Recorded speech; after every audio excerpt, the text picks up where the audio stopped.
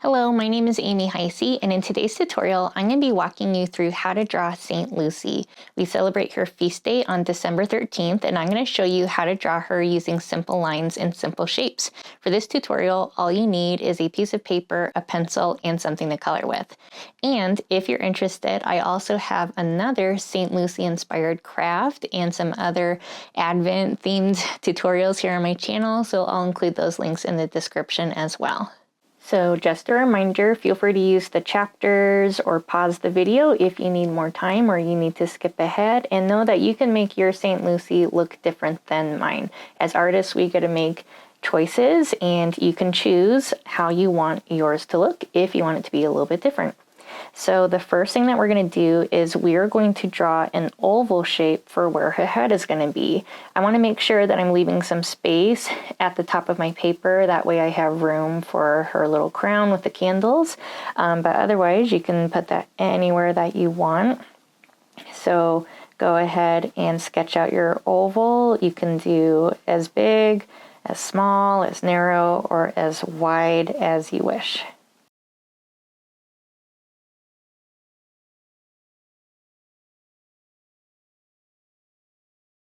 Once you have the shape of her head put in on your piece of paper, we're going to draw a little U shape underneath her head for where her neck is going to be.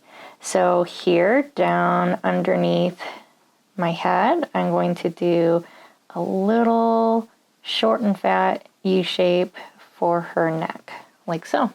We're going to be putting in her praying hands next. So we're going to start with this line down the middle where her two hands are pressed together.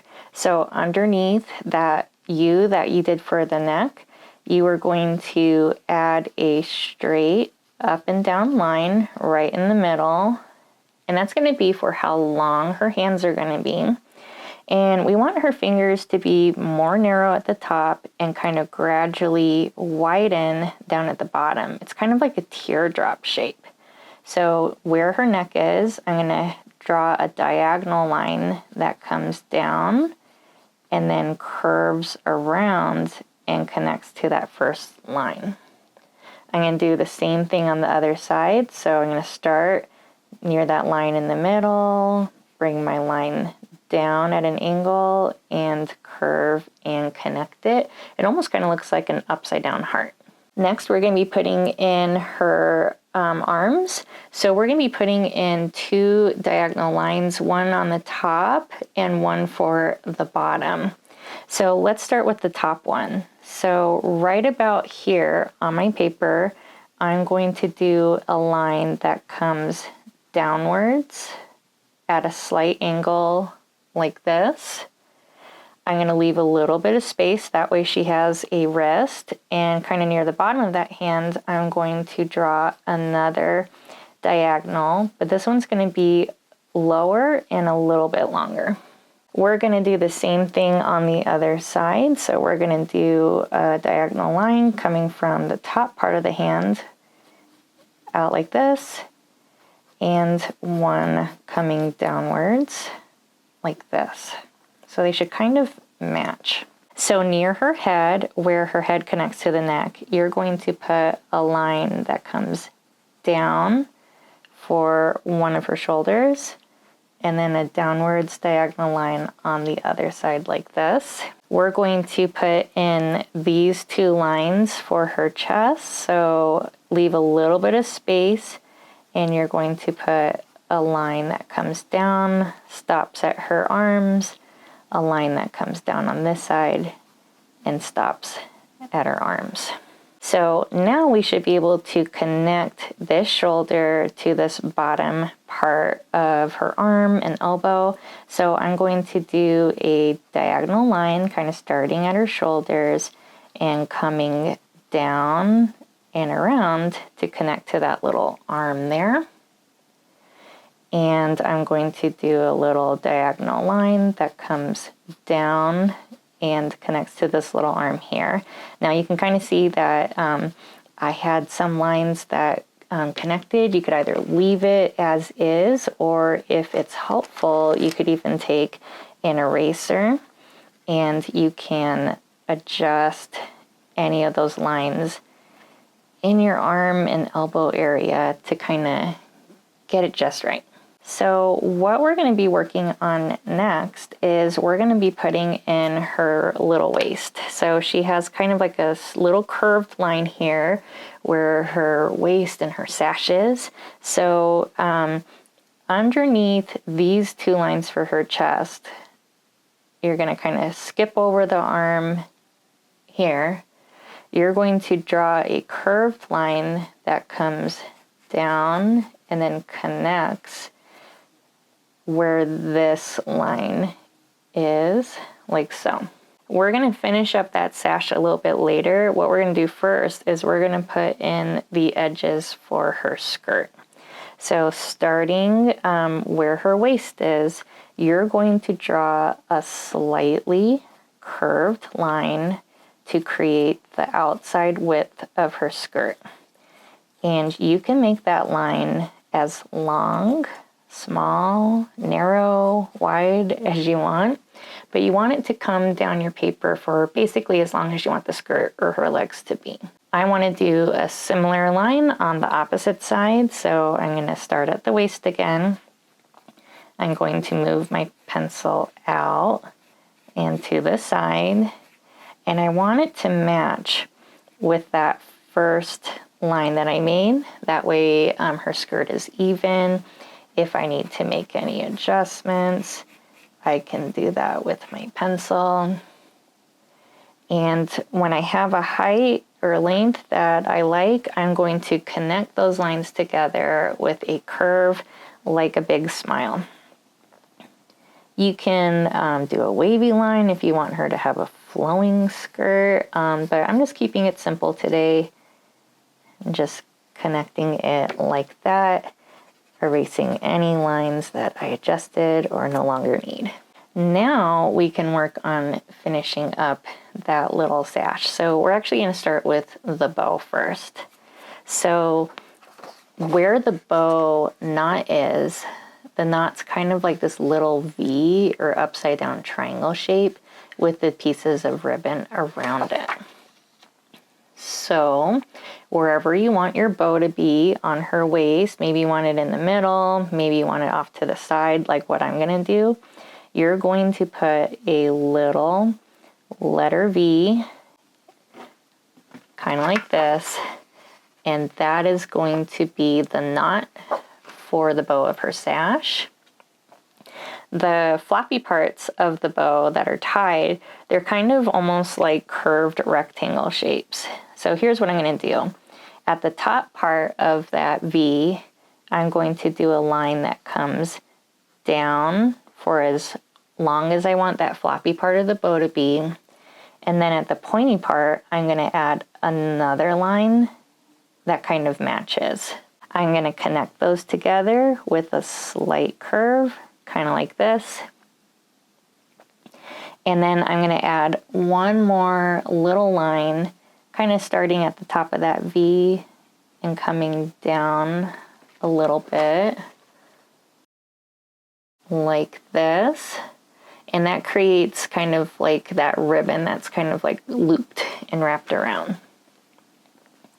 I'm going to do the same thing on the other side. So we're going to start with that kind of rectangular shape. So starting at the top of that V for the knot, you're going to do a line that comes over. You're going to do one at the bottom of that knot, kind of going the same direction. You'll connect them together like so.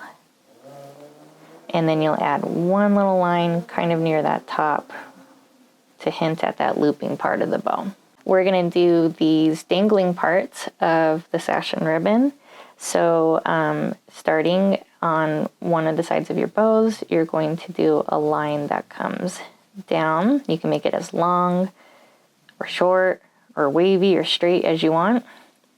And then kind of near that knot, I'm going to do another line going the same direction, kind of like this. I'm going to put a little kind of like triangle or like V shape where I move my pencil up a little bit and then down, and that creates kind of this this cut in the ribbon. We're going to do the same thing on the other side. So you're going to do a downwards line and another one that matches. And then you're going to connect them together with an up and down line, kind of like a V or the top of a triangle. To finish up that sash, we're just going to add one more line, kind of matching this top one. So you're going to leave a little bit of space, add a curve, stop at the bow, and then continue on the other side. Kind of like this. And it's okay if yours looks different. Even mine looks a little bit different than this one, but that is totally fine. We're going to be working on her little crown. So she has like kind of like this wreath. And the sides of the wreath are made with wavy lines. So they go up and down, and that creates the bumpiness and texture for those wreaths. We are going to do a wavy line. So you're going to start just past the outside edge of her head a little bit, and you're going to move your pencil up and down, creating the bumps of that wreath. You can do a lot or just a couple. It's totally up to you. But that's going to create that top edge. We're going to do another one kind of like lower on the oval, and it's going to kind of match. So you're going to move your pencil up and down as many or as few times as you want, kind of matching the top. You can add a wavy line kind of here and there on the sides, kind of connecting those two together. And then you can erase any lines from the head that you no longer need, and that creates the shape of your little wreath. Since we're working on that wreath, let's do the little candles on top. So I put 4 candles in on mine. You can do as many or as few as you want on yours. Anywhere that you want a candle to go, you're going to start with a straight up and down line like this, and you're going to add another one right next to it like so, and you're going to connect them together. So it kind of makes like a tall, skinny rectangle shape. You're going to do that a couple more times. So since I'm doing 4 candles, I'm going to do 4 more little rectangles. And you can make them different heights, widths. Totally up to you how you want to customize your drawing. On top of each of those rectangles in the middle, you're going to do a short line to create the wick of the candle, kind of like that. And we're going to do a little raindrop shape to create the flame. So it's pointy at the top, round at the bottom. So I'll demonstrate a little close. So a little higher than the wick of your candle, you're going to put a line that comes down around, kind of like this, to create that little candle flame. And you can make your flames as big or as small as you want. We're going to be working on her hair next. So we're going to start with these parts that kind of start near the top of the wreath. You're going to draw one line that starts near the wreath and comes past the edge of her head, kind of like this. And we're going to do the same thing on the opposite side. So that's creating this inner part. And we're going to do the outer shape of her hair. I did wavy hair for mine, but you can change up her hairstyle if you want. So on the underside of your wreath, on the edge, leaving a little bit of space, you're going to move your pencil in and out, creating a wave for however long you want her hair to be. I'm going to do the same thing on this side. So I'm going to move my pencil in and out as many times as I want, and just kind of stop a little lower on her body somewhere. And then I can erase these little lines here for the oval of her head that I no longer need. She has a little bit of an ear kind of poking out, so underneath the hair, next to the oval face, you're going to draw a little slightly curved line, think kind of like a parenthesis on each side, kind of like this. Last but not least, she needs a face. I just did a simple face for mine. Feel free to switch it up. But right about the middle of this oval shape, that's where we're going to put her eyes. So I'm going to do 2 small little circles for her eyes. And you could leave it like that, or if you want it to be just a little bit fancier, you can give her like eyelashes, which is what I did. So I'm going to add 2 lines kind of along the edges, like this. Above her eyes, you're going to put some eyebrows, just a little curve above each one, kind of like this.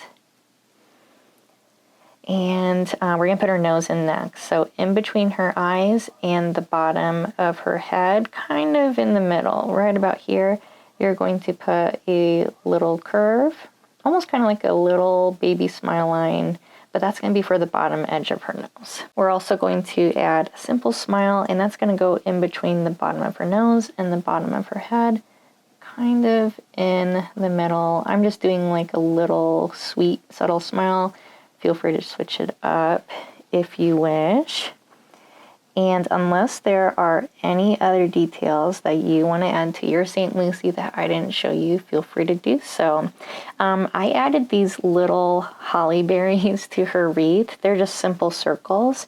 So you could decorate her wreath with berries, or maybe you want pine needle detail, or a halo, or a background, that kind of thing. Feel free to make any changes that you wish to your drawing, and then we're going to color it. You can color her with any art supplies. I like to use markers because that's what shows up well on camera. And when I use markers, I love to first outline my artwork using micron pens, kind of like this. So I'll turn up some music and we'll get back together in a little bit.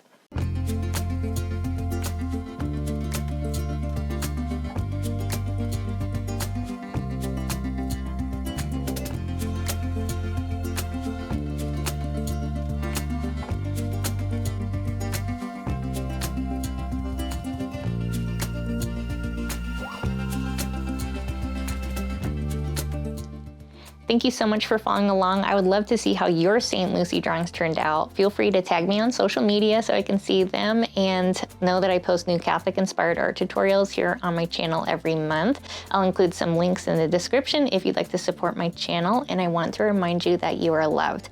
God loves you very much, and He loves your artwork very much. Thank you so much for following along with me, and I'll see you in the next video.